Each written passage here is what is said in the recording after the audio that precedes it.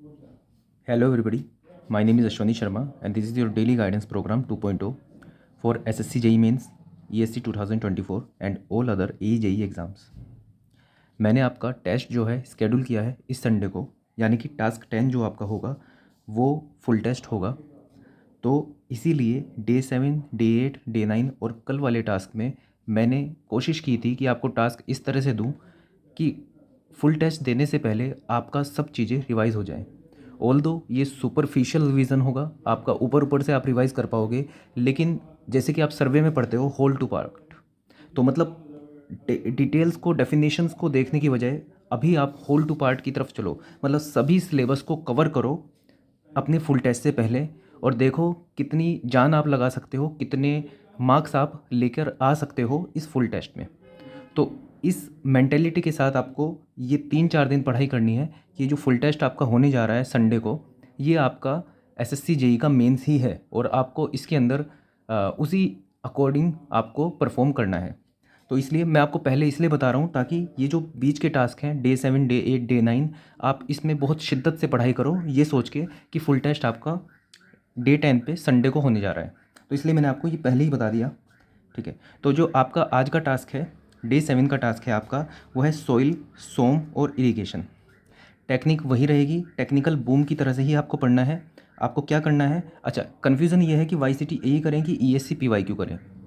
मैंने पहले ही क्लियर की थी पहली वीडियो में ही ये बात कि जो लेवल है अभी S S C JE mains का, वैसे तो कोई प्रेडिक्ट नहीं कर सकता, कोई बता नहीं सकता एग्जैक्ट, लेकिन प्रेडिक्ट हम कर सकते हैं उसके सारे पैटर्न के अकॉर्डिंग।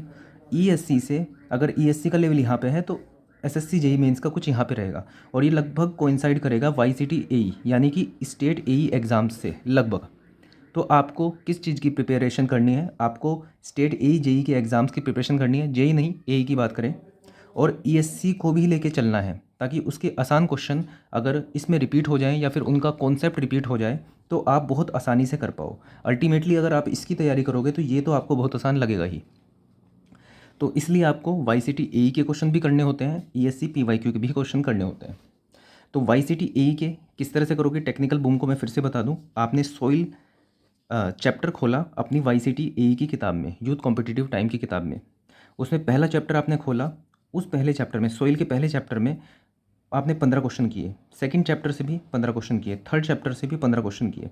हाँ, थोड़ा सा वेरी आप कर सकते हो, जैसे मान लो पहला चैप्टर है बहुत इंपॉर्टेंट है, उसके क्वेश्चंस भी आपको बहुत देखने को मिल रही है, तो उसके अंदर आपने 25 क्वेश्चन कर लिए। सेकंड चैप्टर देखा क्लासिफिकेशन ऑफ सॉइल, उसमें उतने नहीं है तो उसमें सिर्फ 15 किए। जिस चैप्टर में आपको ऐसा लगे कि बहुत सारे क्वेश्चन हैं तो थोड़े से आप उसके अंदर क्वेश्चन बढ़ा सकते हो, लेकिन अल्टीमेटली इस चीज़ का ध्यान रहे कि क्वेश्चन बढ़ा दो उसमें कोई दिक्कत नहीं है, लेकिन क्वेश्चन बढ़ाने की वजह से आप बाद के चैप्टर छोड़ दो, ये बिल्कुल एक्सेप्टेबल नहीं होगा। जो लास्ट वाले चैप्टर हैं उनमें से भी एटलीस्ट 15 क्वेश्चन आपको करने हैं ताकि उन 15 क्वेश्चन में उसके थोड़े बेसिक्स आपके कवर हो जाएं, उसका रिवीजन हो जाए, उसके फॉर्मूले आपको याद हो जाएं। तो इसलिए हर चैप्टर के 15 क्वेश्चन तो करने ही है। किसी चैप्टर को की इंपॉर्टेंस आपको ज़्यादा लगेगी तो उसमें आप 15 क्वेश्चन से ज़्यादा कर लोगे। तो पहले आप वाई सी टी ए का सॉइल का कंप्लीट करोगे, फिर वाई सी टी ए सोम से कंप्लीट करोगे और फिर इरिगेशन से। और जब ये आप ये कर दोगे, इसमें लगभग आपको 6 घंटे, 7 से 8 घंटे लग जाएंगे आपको टोटल मिला के तीनों को वाई सी टी ए से करने में। उसके बाद E S C P Y Q आप कर सकते हो 5 से 10 क्वेश्चन, क्योंकि 10 क्वेश्चन करने में भी बहुत टाइम लग जाता है ई एस सी के। तो 5 से 10 क्वेश्चन जितनी आपकी कैपेसिटी हो उसके अकॉर्डिंग हर एक चैप्टर के जरूर करने हैं।